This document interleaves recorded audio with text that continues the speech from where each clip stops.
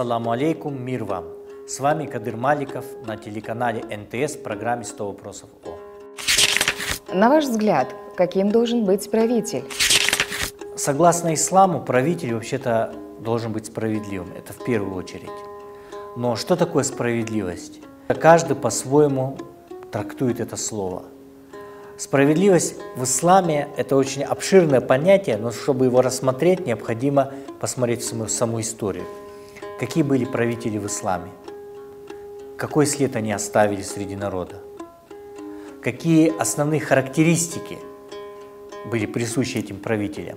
Ведь бывают правители великие по своим делам, бывают правители, которые остаются в памяти народа как личность, как человеческие качества, да? То есть показывать свои человеческие качества.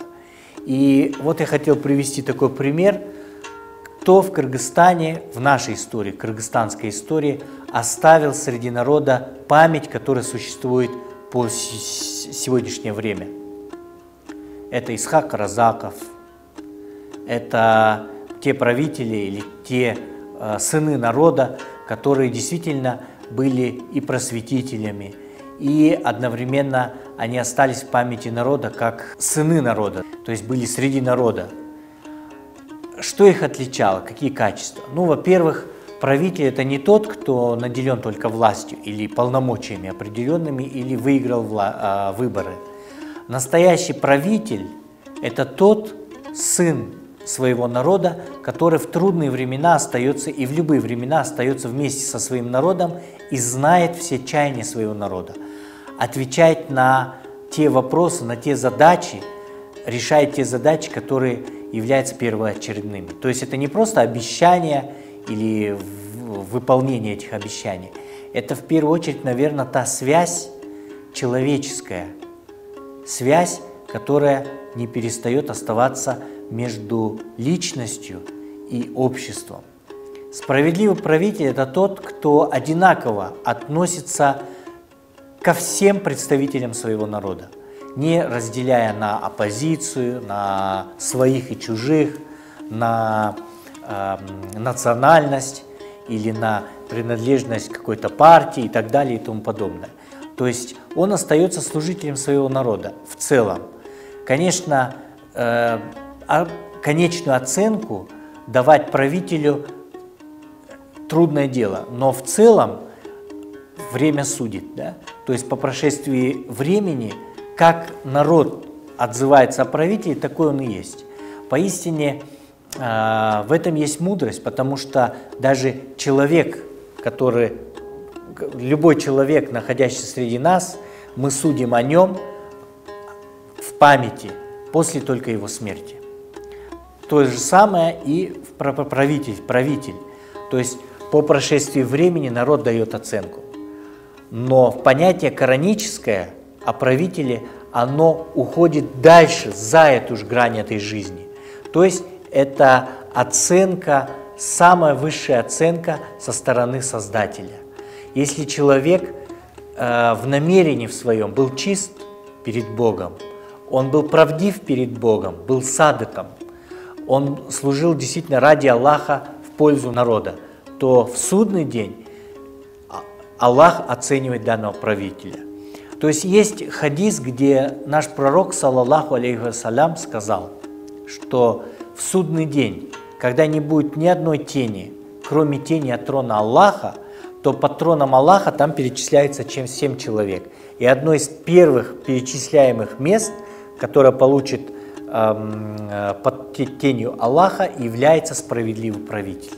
Справедливым очень трудно быть, потому что, как вы знаете, короля делают свита, также и правителя делает его команда, его свита, его окружение, его родственники и, наконец, семья. Поэтому настоящий справедливый правитель – это тот, кто относится справедливо не только к своим подчиненным непосредственно, но и относится справедливо к своим подчиненным и своим самым близким людям, то есть это семье. У него равная оценка, он по-равному относится ко всем, да? Он думает о каждом в обществе, потому что очень трудно конечно, быть правителем и думать о каждом бедном гражданине, о немощном, старом, о пенсионере, допустим, или даже о каждом члене, независимо от его социального положения. То есть в этом и заключается смысл справедливости. Также есть хадис нашего пророка, саллаллаху алейхи вассалям, о том, что вы будете стремиться к власти, а потом будете сильно сожалеть об этом. Сегодняшняя история показывает о том, что, к сожалению, тот урок, который мы прошли в 2005-2010 году, он как бы остался неувиденным, да? О том, что все-таки власть – это большая ответственность.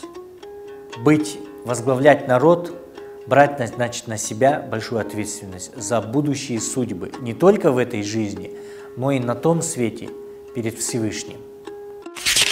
За что должны отвечать правители? Правители отвечают не только за принятие своих политических решений, но и за последствия этих решений. Отвечают они и за каждого обиженного или несправедливо обиженного любого гражданина в том обществе, в котором они живут. Да? Имеет ли право глава государства вымещать свою обиду? Конечно, нет. Правитель должен быть мудрым. Правитель должен где-то быть терпеливым. Бывают моменты, когда в средствах массовой информации или в других каких-то местах задеваются даже личные качества правителя. Конечно, закон охраняет правителя, но где-то правитель должен, самое главное, быть великодушным, потому что величие правителя – это его великодушие. Я вспомнил недавно бейт, то есть четверостишье великого арабского поэта Ибн Араби, который сказал, на русском языке примерно так звучит: у великих людей их великие дела как ничто, да? Как мелкие дела, а у ничтожных людей их мелкие дела в их глазах видятся великими. То есть здесь надо смотреть так, что любой политик, претендующий быть первым или вторым в этой стране, должен быть великодушным, должен не считать свои дела, потому что в конце оценку его делам дает история и, наконец, дает народ, а все-таки стремиться максимально делать благо, максимально призывать к миру, соединять разъединенное в этом обществе, уметь находить общий язык со всеми гражданами страны, уметь быть отцом нации, я бы сказал бы, уметь одновременно быть не просто правителем во власти, но и слугой своего народа, потому что это большая честь. Мы все рабы Аллаха и не должны стесняться этого. Быть слугами своего народа – это большая честь, оказанная нам Аллахом.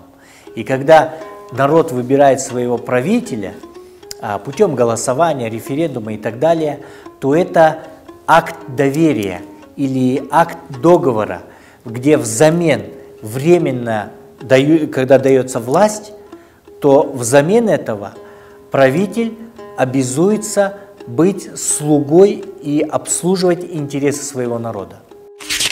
Что говорит ислам о законах и судах? В первую очередь, судебная система, она является сердцем любого государства и любого общества. И, естественно, суд является основополагающим мерилом, насколько справедливы законы или насколько справедливо это общество или государство. Если законы в стране существуют, но суды несправедливы, допустим, то это уже начало конца государства. То есть государство, его сила, его справедливость определяется судебной системой. Самое главное – это суд. Почему мы говорим о судах? Казалось бы, у нас есть армия, есть правительство, есть другие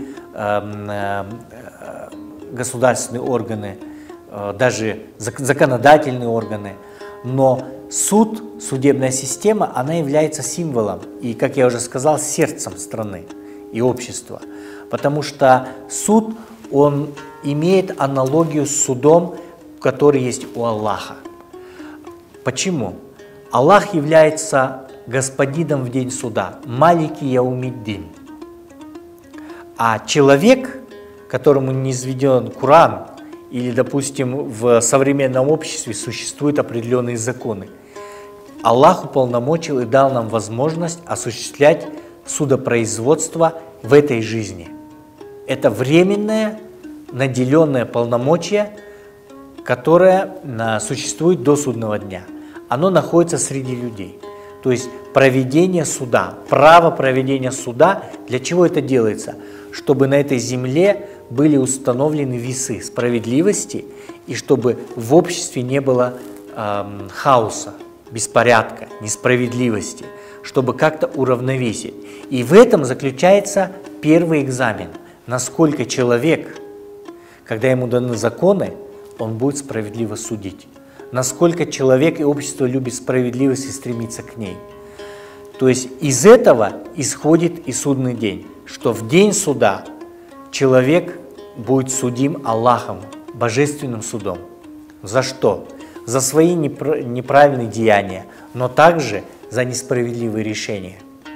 Недаром в хадисах очень много приведено мест или, как бы сказать, ситуаций, когда, например, касающиеся суда, судопроизводства. Один из хадисов нашего пророка, саллаллаху алейхи вассалям, гласит о том, что наш пророк призывал к справедливости вынесения решений. И он сказал о равенстве всех перед законом и сказал, подчеркнув, что если, клянусь Аллахом, моя дочь Фатима украла бы, то я бы отсек ей кисть. Да? То есть это в переносном смысле означает, что даже дети нашего пророка, его семейство, все члены общины, они равны перед законом Аллаха. И в этом смысле понятие справедливости суда, оно очень важно. Потому что в Коране Аллах в сура Ар-Рахман, милосердный, говорит о том, что «Я есть Господь, тот, в чьих руках власть». Табарракаллади биядихиль мульк. Благословен тот, в чьих руках власть. То есть реальная власть, она принадлежит только Богу. Мы же получили временное использование власти для того, чтобы пройти это испытание. Насколько мы будем справедливы. Аллади халякаль маута валь хаята лияблювакум айюкум ахсану амаля. И Он тот, который создал жизнь и смерть, чтобы испытать нас, кто из нас лучше по деяниям. Это сура Табарак. Но в сура Ар-Рахман, милосердный, Господь Бог, Аллах Субхану ва Тааля, говорит, Он тот, который создал весы и возложил эти весы, мерьте этими весами справедливо и не нарушайте весов. То есть Аллах создал эту землю, небеса и сделал определенные законы. То есть сделал их на весах и дал нам весы. То есть это есть понятие справедливости суда, проведения суда, измерения блага и добра. Да? И Аллах говорит, «Ва-акимуль вазна биль-кисти валя тухсируль филь-мизан». И мерьте весами вес справедливо и не нарушайте весов.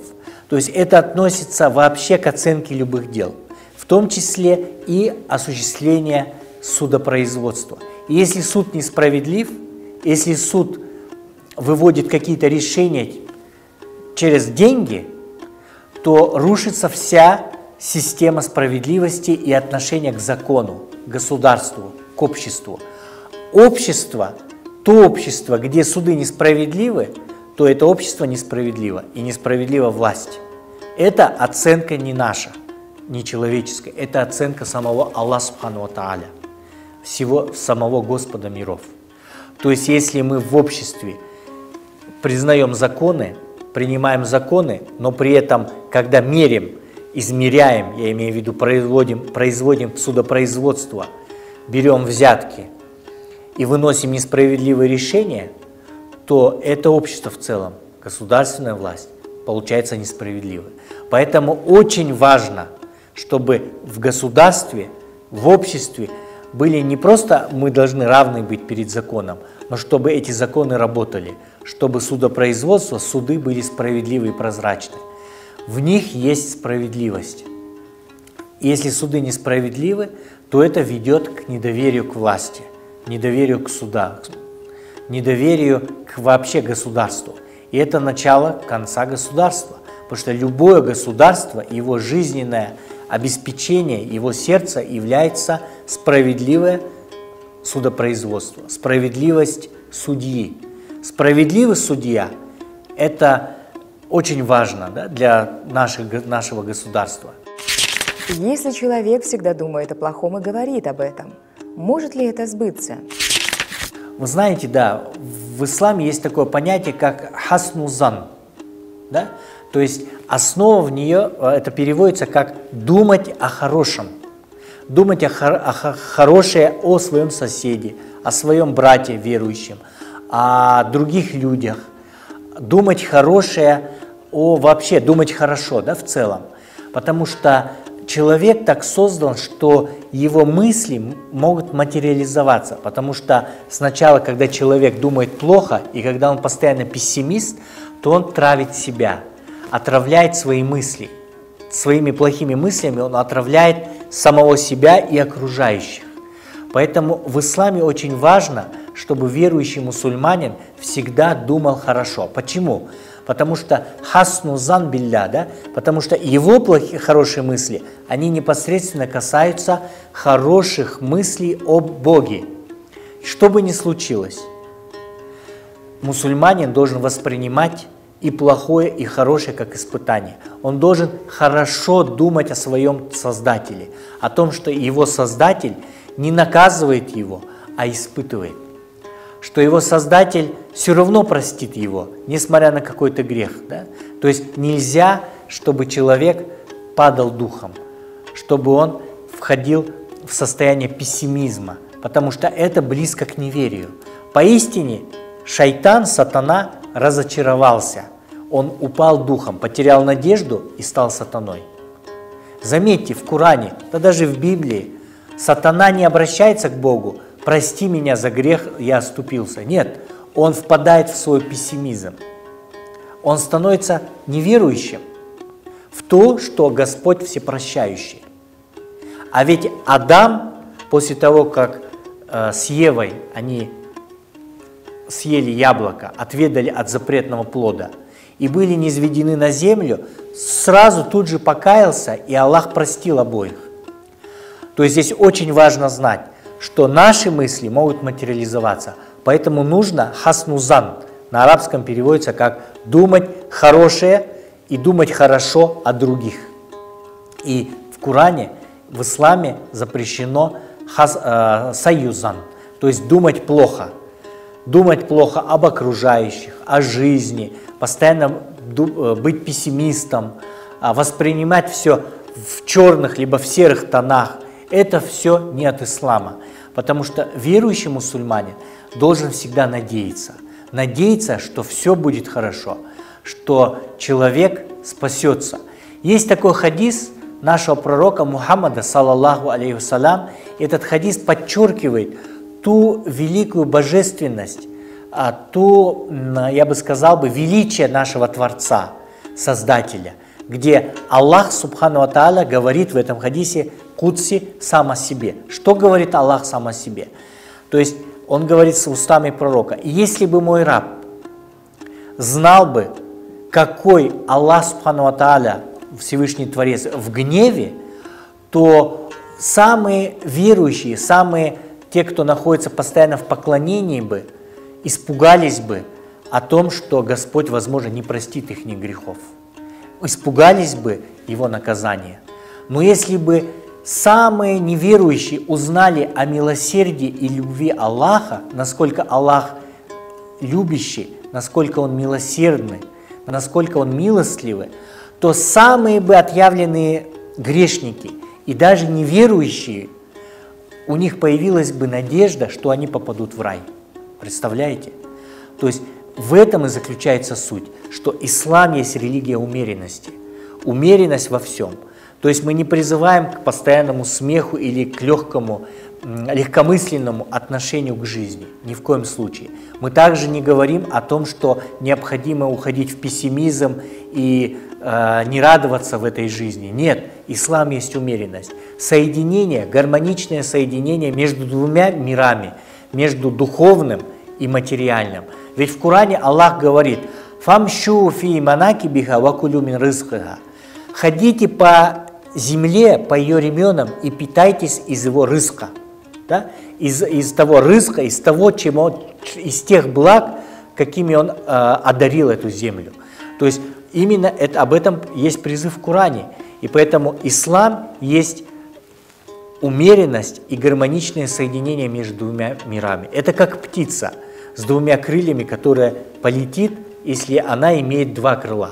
Материальное и духовное, они должны гармонично взаимодействовать.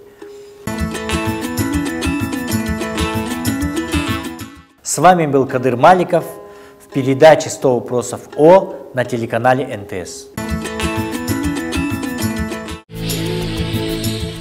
Благодарим за предоставленный интерьер для съемок Golden Dragon Plus.